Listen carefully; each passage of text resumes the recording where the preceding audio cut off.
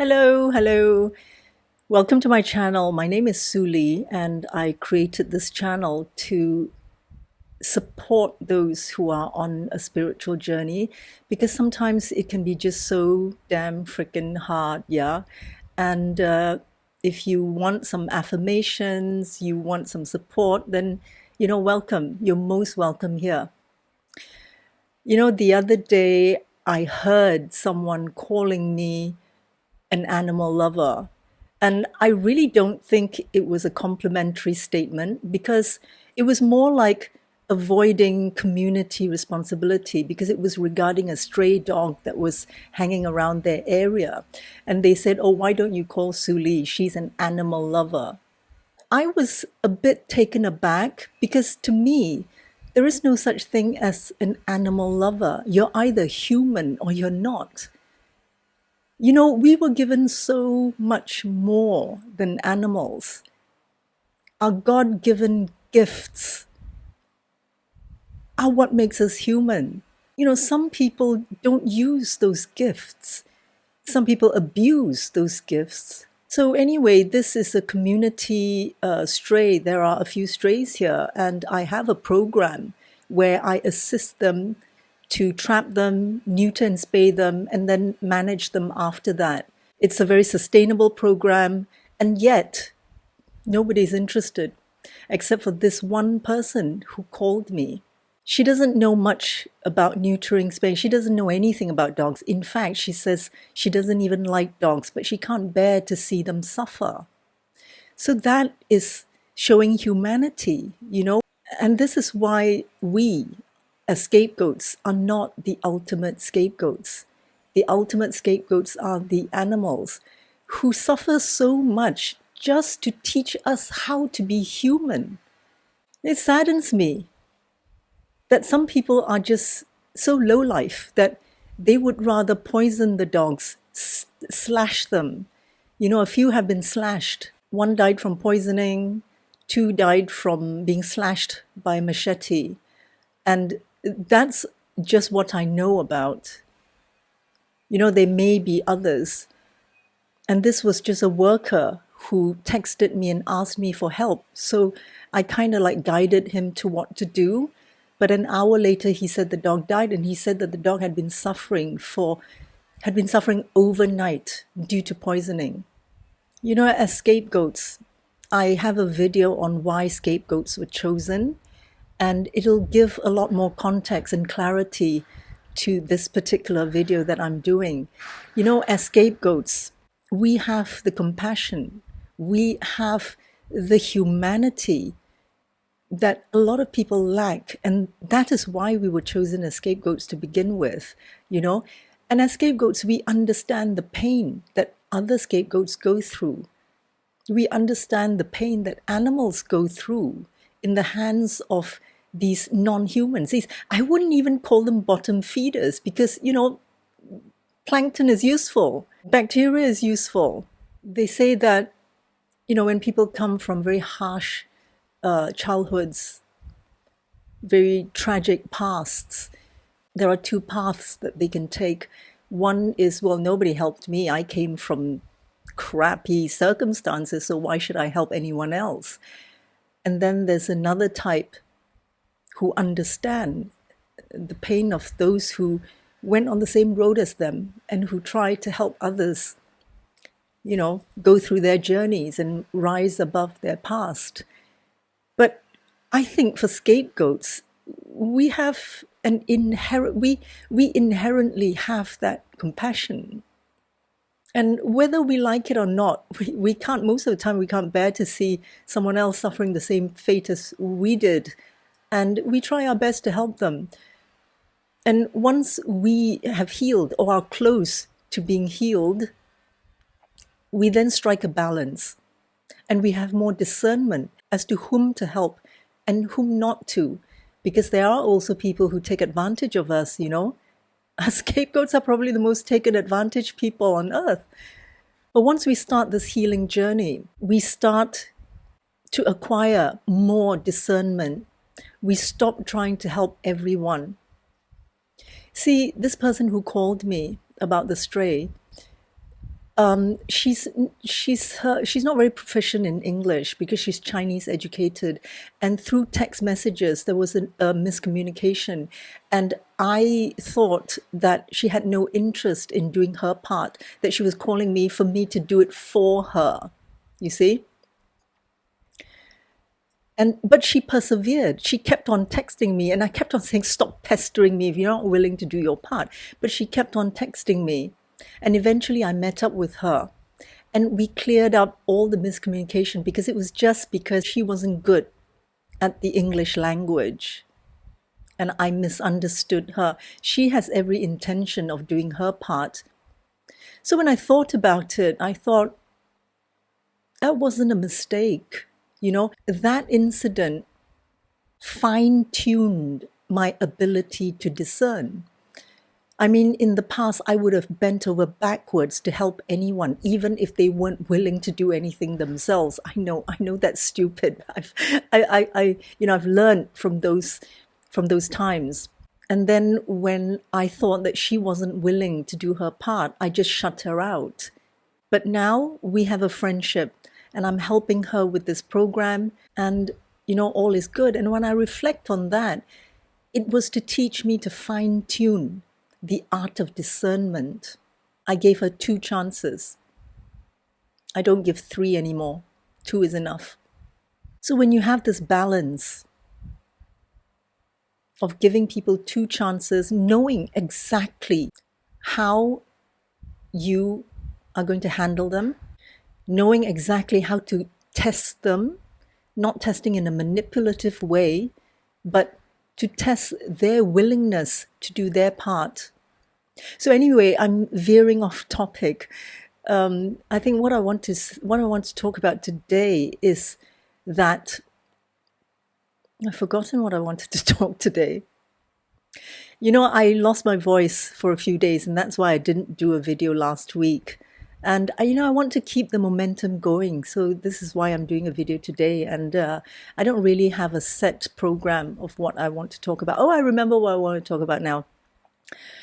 I want to talk about focus, okay? To focus on quality people. How many of us have wasted so much time and effort, mental space, and our heart in caring for people who don't care for us? It's time to cut off people who don't care for us, because they don't care. Don't even think that they're going to miss you, because they don't. I don't want to sound harsh. I don't want to make you feel worse, but I'm here to help support you in this journey by sharing with you my experience in focus, how very important focus is.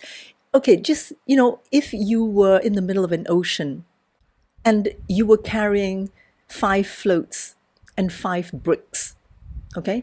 So those 5 floats are people who care about you, and the 5 bricks are people who don't care about you. Surely you're going to release those 5 bricks, right? Now, in an extreme situation where you don't even have 5 floats, let's say you can't think of a single person who cares for you. Now, I'm not putting you down. I'm not belittling you. I'm just using this as an example, yeah? Let's say nobody cares for you.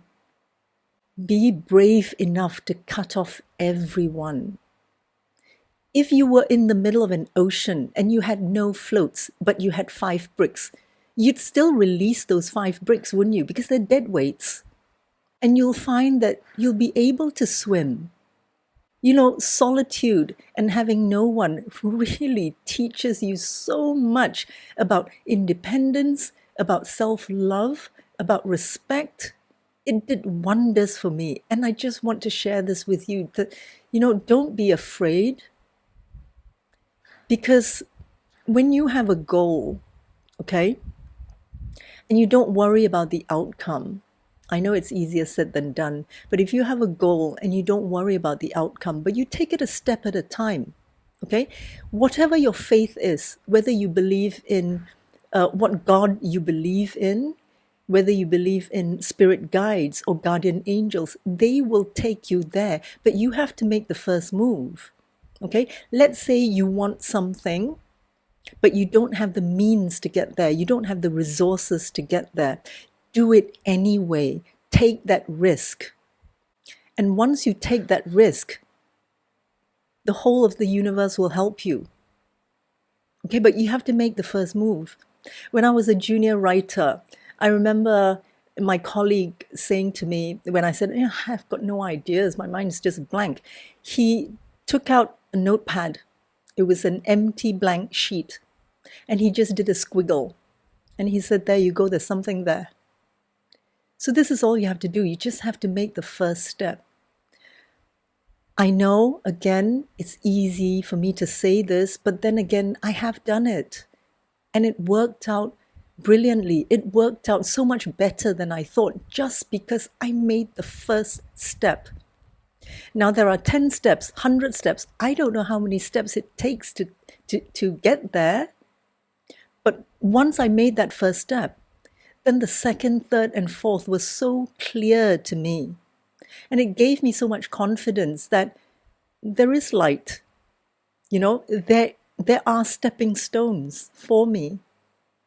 And I can't see the fifth stone or the sixth stone, but I know they will appear once I get to the fourth.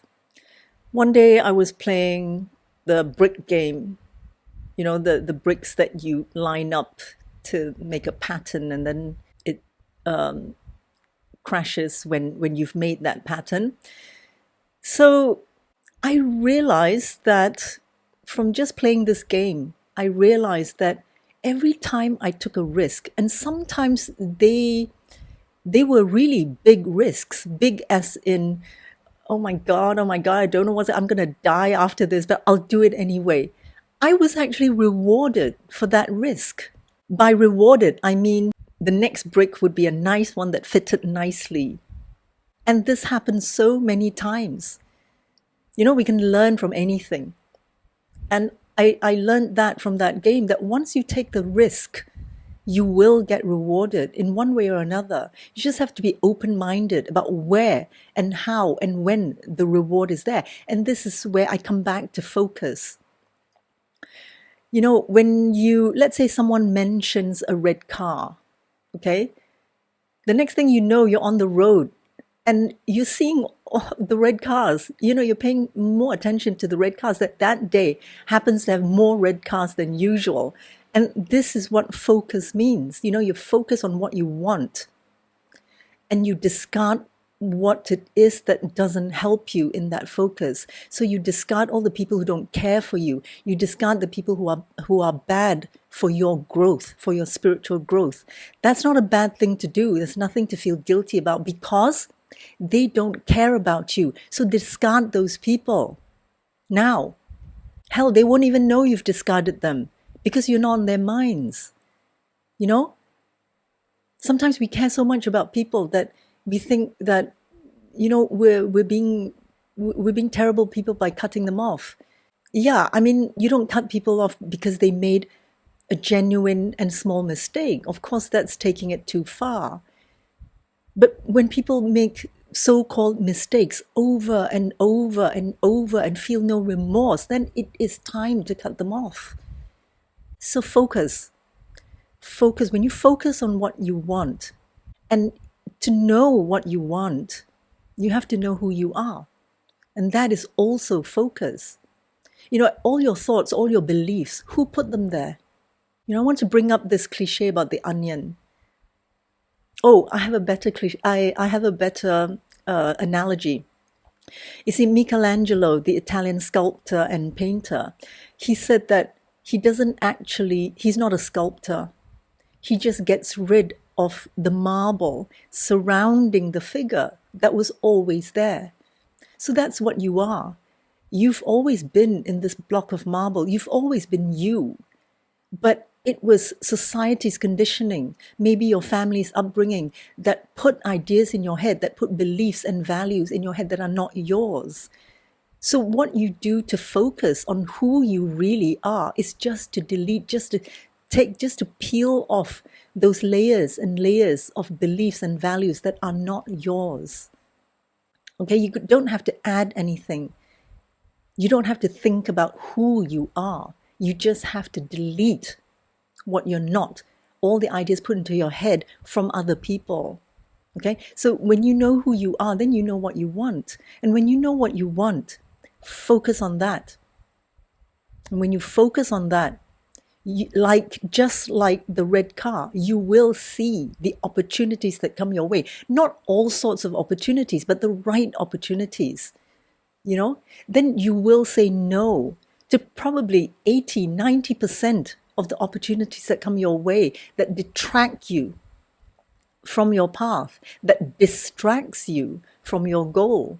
To me, I used to say yes to everything because I thought that was the way to get ahead. But now I say no to most things.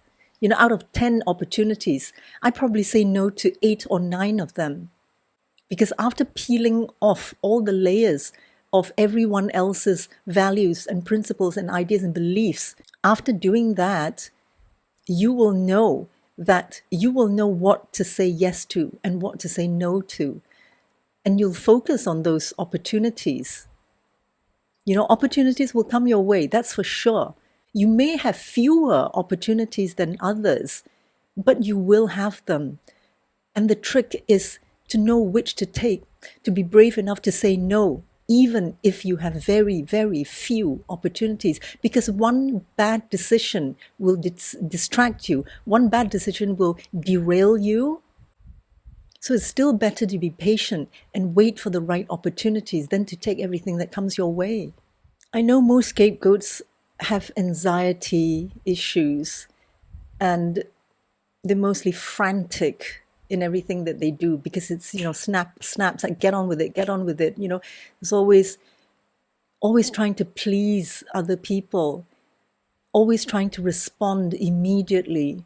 Well, I don't know about you. I can't speak for you, but as a child, I was always punished for responding even 2 seconds too late.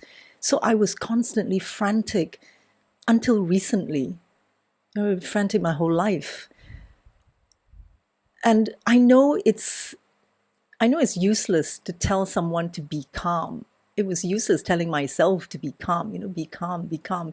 When someone is panicking, you cannot tell them, be calm, be calm. So what happened last week was that I did my back in, okay? I sprained a muscle. And because I had so much to do, like physical work to do, that I had to do things slowly. So I told myself, if I was constantly doing something, but very slowly, I'll still be more productive than doing something fast in an hour or two. Okay? So just keep moving, just keep doing it, but doing slowly. So I did it so slowly, like I was like 100 years old.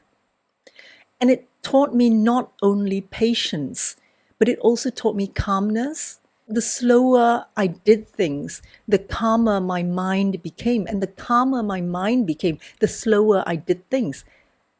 And the slower I did things, the faster I got it done. So I'm now actually ahead of schedule. When you do things slowly, your mind becomes sharper. And when your mind becomes sharper, it's more focused on what you want. It's more focused on what is good for you. It's more focused on how you can achieve your goal. And every time I feel this guilt of being selfish, and it is not selfish, okay? But I still sometimes feel this guilt.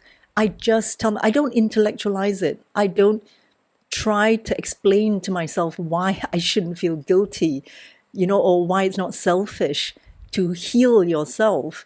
I just put a stop to it. I just say, stop it, just stop it. Yeah, I do it like 100 times a day, but I do it. You do it and it becomes a habit. It becomes such a habit that it decreases in frequency. And maybe it never comes to a day when it stops altogether. We're human. We have, scapegoats have excessive compassion. Scapegoats are excessively empathic. I am not hypersensitive empath. I'm just a plain run-of-the-mill empath, but still. You know, you may not see the day when it stops altogether. You just manage it, and it's okay. It's really okay to accept yourself as either a hypersensitive empath or a plain old empath. Scapegoat. Scapegoats are empaths. Just accept it and tell yourself it's okay. I did better than I did last week. I did better than I did last month and last year. Tell yourself that, and all will be okay.